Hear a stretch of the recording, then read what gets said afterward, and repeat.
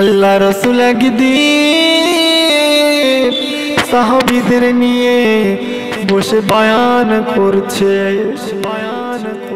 আল্লাহ রাসূল সাহাবীদের ডেকে বসে বয়ান করছে আর বলে, ও আমার সাহাবীরা শোনো শোনো, কেউ যদি জীবনে গুনাহ করে থাকে, প্রত্যেক দিন যদি কলেমা পড়ে, প্রত্যেক দিন যদি দরুদ শরীফ আর তওবা পড়ে, আমার মনে হয় পাহাড় সমান গুনাহ তাদের মাফ হয়ে যাবে। এই কথাটি যখন আল্লাহ রাসূল বলেছে,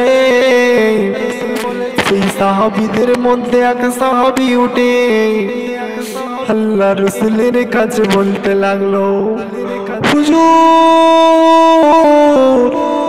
আমি জীবনে এত গুনাহ করেছি, আমার আল্লাহ হয়তো আমার মাফ করবে না। আল্লাহ রাসূল এই কথাটি শুনে তখন বলতে লাগলো, বলো বলো সাহাবী, বলো তুমি কি গুনাহ করেছো? সেই সাহাবী তখন বলতে লাগলো, হুজুর গো, আমার স্ত্রীর গর্ভে যখন সন্তান 7-8 মাস যখন হয়েছে, আমি দূর বিদেশে চলে যাব। আমার স্ত্রীকে আমি বলে গেলাম, ও আমার প্রাণের স্ত্রী, ছেলে হলে রাখবি আর মেয়ে হলে বিষ খেয়ে মেরে দিবি। হুজুর আমি এই বলে দূর বিদেশে যখন চলে গেলাম, দূর বিদেশে যাওয়ার পরে কয়েক বছর কাটার পরে, 2-3 বছর যাওয়ার পরে আমি দেশে আবার ফিরে এলাম। দেশে ফিরে আসার পরে আমার ঘরের দরজা খুলেছি, একটি ফুটফুটে কন্যা সন্তান এসে জড়িয়ে ধরে আব্বু আব্বু বলে আমার কোলে উঠেছে। হুজুর গো, বাচ্চাটি আমার কোলে উঠে আমার গলা জড়িয়ে আমার 2 গালে চুমু খেতে লাগলো। হুজুর আমার তখনও মায়া লাগলো না। বাচ্চাটা যখন কোলে উঠলো, আমার স্ত্রীকে ডেকে আমি বললাম, স্ত্রী এটা কার? আমার স্ত্রী তখন বলল, স্বামী গো, দেখতে আপনার মতন, এই জন্য আমি ওকে মারিনি, আদর যত্ন করে বড় করেছি। হুজুর গো, আমার স্ত্রী যখন এইভাবে বলল, আমি আর কিছু বললাম না। আমাকে আদর যত্ন করে রান্না বাড়া করে আমার স্ত্রী যখন আমার খাইয়ে দাইয়ে ঘুম পাড়িয়ে দিল, আমি ঘুমের মধ্যে স্বপ্নে দেখে শয়তান এসে আমায় ধোঁকা দিয়ে আমায় স্বপ্নে দেখাচ্ছে। হুজুর গো, শয়তান আমার স্বপ্নে দেখাচ্ছে, তোর বাপ দাদার আমলে কন্যা সন্তান হলে কবর দিয়ে জিন্দা মাটি চাপা দিয়ে মেরে দেয়, তুই ওই কন্যা সন্তান তোর পাশে রেখে কেমনে ঘুমাস? তোর কন্যা সন্তান পরের বাড়ি গিয়ে থালা বাসন মাজিয়ে দেবে, ঝির কাজ করবে, তুই কন্যা সন্তানকে রাখিস নি, মেরে দে। এই বলে যখন আমি এইভাবে স্বপ্ন দেখছি, নবী গো, আমার ঘুমটা হঠাৎ ভেঙে গেল। আমি ঘুমের মধ্যে হঠাৎ জেগে উঠলাম। জেগে ওঠার পরে আমি আর সারা রাত ঘুমাইনি, সারা রাত জেগেছিলাম। সকাল হলো, আমি স্ত্রীকে ডেকে বললাম, স্ত্রী গো, আমি বহুদিন শহরে ছিলাম, আমি আমার বন্ধুর বাড়ি যাব, তোমার মেয়েকে তুমি গা ধুয়ে জামা কাপড় পরিয়ে দাও, নতুন জামা কাপড় পরিয়ে দাও, আমি আমার বন্ধুর বাড়ি দাওয়াত খেতে যাব। হুজুর গো, আমার তখনও মায়া লাগে না, মায়া লাগে না। আমার স্ত্রীও জানে না আমি আমার মেয়েকে মেরে দেব।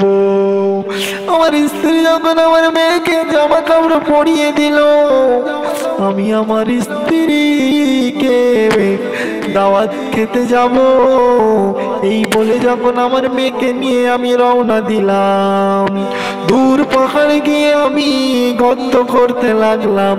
আমার মেয়ে কাঁদে, বলে আপু গো চলো না দাওয়াত খেতে যাব। আমি যখন গর্ত খুলি, হুজুর আমার মেয়ে জানে না আমি যে তার মেরে দেব। আমি যখন গর্ত করি আমার গাড়িতে খাম বেরোয়, আমার দাড়িতে ধুলো বালি লেগে যায়। আমার মেয়ে আমার দাড়িতে হাত দিয়ে ধুলো বালি গুলো সাফ করে দেয়। হুজুর গো আমার তখনও মায়া লাগে না, আমার মেয়েও বুঝতে পারে না আমি যে তার মেরে দেব। আল্লাহ রাসূল চোখ দিয়ে টপ টপ করে পানি আসছে। সাহাবীর কথা শুনে আল্লাহ রাসূলের চোখ দিয়ে পানি পড়ে। আমার আল্লাহ রাসূল চুপ করে শোনে। এমন নিষ্ঠুর বাবা আর কোথায় আছে? হুজুর গো কত গোলা হয়ে গেছে। আমার মেয়েকে ডেকে নিয়ে আমি বলি, দেখ গর্তটা কেমন হয়েছে। আমার মেয়ে যখন ওই গর্তটা মুখ বাড়িয়ে দেখতে এসেছে, আমি আমার মেয়েকে ধাক্কা মেরে ওই গর্তেই ফেলে দিয়েছি। আমার মেয়ে গর্তে পড়ে আমাকে বলে আব্বু গো দাউদ খেতে যাবে বললে দাউদ খেতে চলো। আমার মেয়ে তাও বুঝতে পারে না আমি আমার মেয়েকে মেরে দেব। হুজুর আমার মেয়ে এত আপু আপু করেছে, তখনও আমার মায়া লাগে না। হুজুর গো আমার মেয়েকে আমি একটা পাথর নিয়ে আগে যখন মেরেছি, আমার মেয়ের আগেতে টপ টপ করে রক্ত পড়ছে। আমার মেয়ে তখন আর দেরি করে না, আমার মেয়ে তখন আর দেরি করে না। আমার মেয়ে তখন কাঁদতে শুরু করলো, কাঁদতে কাঁদতে বলে আব্বু গো আমি বুঝতে পেরেছি। আমার মা বলেছে এই দেশে মেয়ে সন্তান হলে জান্দা কবর দিয়ে দেয়।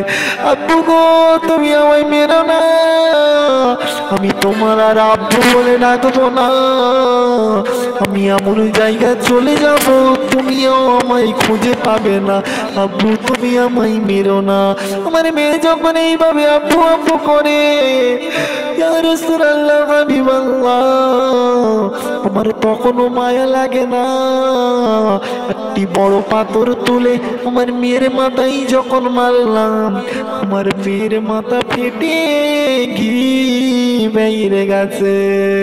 আমার মেয়ে তখন কাঁদতে কাঁদতে ওই গর্তে থেকে আমার মেয়ে মোরা রেখে আব্বু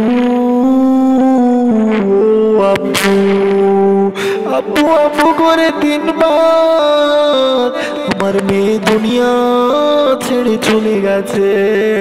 আল্লাহ রাসূল সাহাবীদের ডেকে বলে, ও সাহাবীরা আমি আব্বু পাইনি, আমি আব্বুর জন্য কাঁদি। আরে না আব্বু হয়ে এমন নিচগ্ন কাজ কেউ করতে পারে? আব্বু হয়েও আব্বুর কদর দিল না। এই বলে যখন আমার আল্লাহ রাসূল কাঁদে, সেই সাহাবী তখন বলতে লাগলো, হুজুর গো আমি বাড়ি চলে গেলাম আমার মেয়েকে মাটি দিয়ে। বাড়ি যাওয়ার পরে আমি যখন বিছানায় শুই, আমি স্বপ্নে দেখি আমার মেয়ে আমায় আব্বু আব্বু আব্বু করে কাঁদে আর বলে আব্বু গো তুমি এত নিষ্ঠুর হইলে কি করে আমাকে মেরে দিলে। হুজুর গো আমি খাইতে দেখি আমার মেয়েকে, আমি ঘুমালে দেখি আমার মেয়েকে, আমি কি করব বলো বলো, আমার আল্লাহ কি আমার মাফ করবে? এই বলে যখন সাহাবী কাঁদে আমার আল্লাহ রসুল তখন কাঁদে। এমন নিষ্ঠুর মানুষও আছে আজ দুনিয়াতে। আমি আব্বু পাইনে, আব্বু বলে ডাকতে পারিনে, আর তুমি আব্বু ডাক শুনেও আব্বুর কদর দিলে না।